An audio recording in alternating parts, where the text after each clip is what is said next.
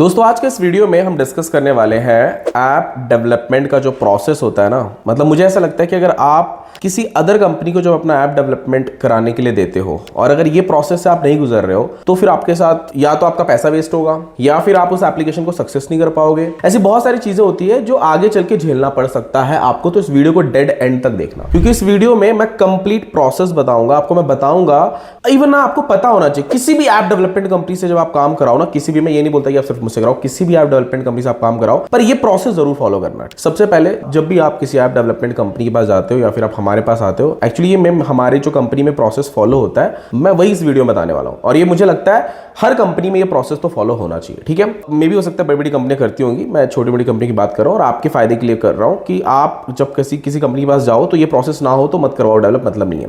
जब आप अपनी रिक्वायरमेंट लेके किसी डेवलपमेंट कंपनी के पास जाते हो तो सबसे पहले तो आप अपनी पूरी रिक्वायरमेंट उनको बता दो। रिक्वायरमेंट बताने के बाद प्राइस उनसे कोटेशन ले लो। कोटेशन लेने के बाद आपको उनसे बोलो कि भाई प्राइस को ब्रेक डाउन करके देखिए कहां पे क्या क्या प्राइस लग रहा है, क्यों इतना खर्चा आ रहा है, अगर ज्यादा खर्चा है तो, या फिर आपके बजट में है। जब प्राइसिंग वगैरह सब कुछ हो जाता है उसके बाद यानी कि आपकी डील क्लोज हो गई, आपने प्रोजेक्ट एक कंपनी को दे दिया, उसके बाद का भी प्रोसीजर आपके लिए जानना बहुत जरूरी है। ये आप डील क्लोज करने से पहले पूछो, पूरा प्रोसीजर स्टार्ट फ्रॉम स्क्रैच से लेके स्केल तक वो क्या प्रोसेस फॉलो करने वाले हैं। हम जो करते हैं वो मैं आपको बता देता हूं। सबसे पहले डील क्लोज होने के बाद, डील क्लोज होने से पहले भी हम लोग मेल, मीटिंग्स वगैरह ये सारी चीजें मेल पे हम ऑन रिकॉर्ड सारी चीजें रखते हैं। डील क्लोज होने के बाद हम लोग क्या करते हैं, वायर फ्रेमिंग करते हैं। ठीक है, डील क्लोज होने के पहले तो सारी चीजें हो जा रही हैं। डील क्लोज होने के बाद हम लोग पहले मेल में सारी रिक्वायरमेंट जो डील क्लोज होते टाइम हुई वो पूरा मेल में लिख के भी देते हैं। उसके बाद हमारी जो टीम है, जो प्रोजेक्ट मैनेजर होता है, वो वायर फ्रेमिंग कराता है यूआई यूएक्स डेवलपर के साथ। क्लाइंट रहता है, हमारी डेवलपिंग टीम रहती है, प्रोजेक्ट मैनेजर रहता है। अब वो वायर फ्रेमिंग हम गूगल मीट के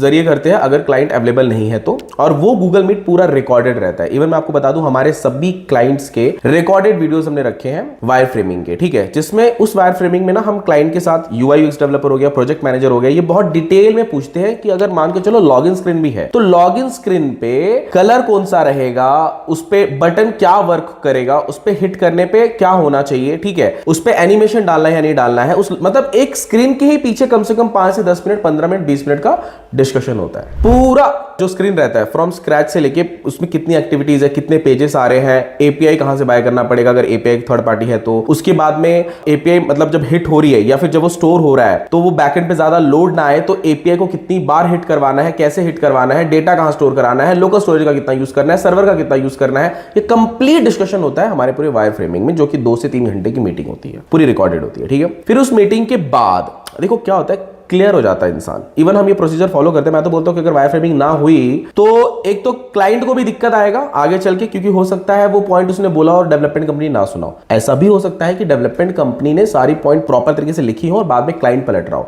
तो ये डेवलपमेंट कंपनी और क्लाइंट दोनों के लिए बहुत ज्यादा इंपॉर्टेंट है वायर फ्रेमिंग। वो रिकॉर्डेड वीडियो रखो, वो पूरी रिक्वायरमेंट मेल वगैरह सारी चीजें अपने पास रखो, आगे चल के इश्यूज ना, क्योंकि क्लाइंट के साथ एक रिलेशन बनाना बहुत जरूरी होता है और क्लाइंट के लिए भी बहुत जरूरी होता है कि ऐप डेवलपमेंट कंपनी के साथ रिलेशन बनाना, अगर वो बड़े लेवल पे अपने आप को देखता है तो। ठीक है, वायर फ्रेमिंग होने के बाद हम लोग डिजाइनिंग पार्ट में कम से कम 10 से 15 दिन देते हैं। ठीक है, मिनिमम 7 दिन अगर वो छोटा एप्लीकेशन है तो। ठीक है, हम डिजाइनिंग में ना सिर्फ ऐप की डिजाइनिंग नहीं करते हैं, हम ऐप के साथ साथ एडमिन पैनल की भी डिजाइनिंग करते हैं, ताकि ओनर को यह समझ में आए कि उसके ऐप का कितना कंट्रोल उसके हाथ में आ रहा है। ठीक है, तो आपको भी ये समझना है कि आपके पास जो एडमिन पैनल है उसमें आपको कितना कंट्रोल रखना है। मैं तो बोलूंगा 100 नहीं 200% कंट्रोल रखो। ठीक है, अभी ना आप जब इंस्टाग्राम चलाते होंगे, यूट्यूब चलाते होंगे, आपको बस वीडियो दिख रहा है, लाइक कर रहे हो, कमेंट कर रहे हो, शेयर कर रहे हो, उससे ज्यादा कुछ नहीं दिख रहा, राइट। बट जो यूट्यूबर्स है ना उनका, मैं भी यूट्यूबर हूं, हमारा ना जो क्रिएटर स्टूडियो होता है, जब हम एनालिटिक्स को ओपन करते हैं हमें इतना डेटा दिखता है ना, वहां पे मैन वॉच कर रहा है, वुमेन वॉच कर रहे हैं, उस पे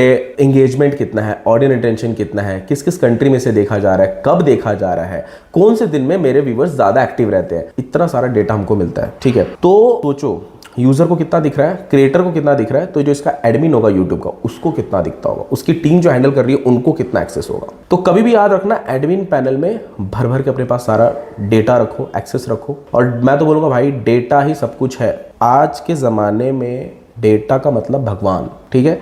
डेटा है तो मैं बोलता हूँ कुछ भी कर सकते हो, इतना पैसा कमा सकते हो कि आप सोच भी नहीं सकते। डेटा बहुत, अब मैं आपको बताता हूँ, मैंने जब चैनल स्टार्ट किया था उस दिन से लेके आज तक मेरे को जिन लोगों ने भी कॉल किया सबका डेटा है मेरे पास, ठीक है। मुझे पता है आगे चल के कैसे यूज करना है, उसका क्या मार्केटिंग स्ट्रैटेजीज है, या किसी भी पर्पस के लिए यूज कर सकता हूँ। तो डेटा बहुत बड़ी चीज होती है। तो एडमिन पैनल का डिजाइनिंग कंप्लीट होने के बाद फिर हम लोग नेक्स्ट प्रोसेस पे जाते हैं, जो प्रोसेस होता है डेवलपमेंट का। फिर हम फ्रंट एंड और बैक एंड पैरेलली बनाते हैं। फिर हम लोग कम से कम 5 दिन हमारी टीम टेस्ट करती है, पूरी टीम टेस्ट करती है, ठीक है। उसके बाद में हम लोग नेक्स्ट पड़ाव पे आते हैं। टेस्टिंग होने के बाद फिर हम क्लाइंट को सामने बिठाते हैं, गूगल मीट पे सारी चीजें टेस्ट कराते हैं, ठीक है। फिर मेल में हम वापस, और इस दौरान जो प्रोसेस हो रहा है, या तो हम उन्हें मेल के थ्रू सारे अपडेट दे रहे हैं, व्हाट्सएप के थ्रू दे रहे हैं, या फिर हम जो क्लाइंट पैनल देते हैं उसके थ्रू सारे अपडेट डेली मिलते हैं हमारे क्लाइंट्स को। अगर डेली आपको नहीं मिल रहा है अपडेट, आपको यही नहीं पता चल रहा, आपने बस पैसे दे दिए, 10 दिन बाद आप उन्हें कॉल करके बोल रहे हो भाई मेरा कितना काम हो, तो कोई मतलब नहीं है, आपका ऐप सक्सेस भी नहीं होगा ना, आप अपने ऐप के लिए सीरियस हो ना, आपको यही नहीं पता कि आपके ऐप में क्या चल रहा है। कोई भी प्लान एप्लीकेशन का अगर बड़ा विजन है आपका, तो प्लानिंग तगड़ी रखनी चाहिए आपको, ठीक है।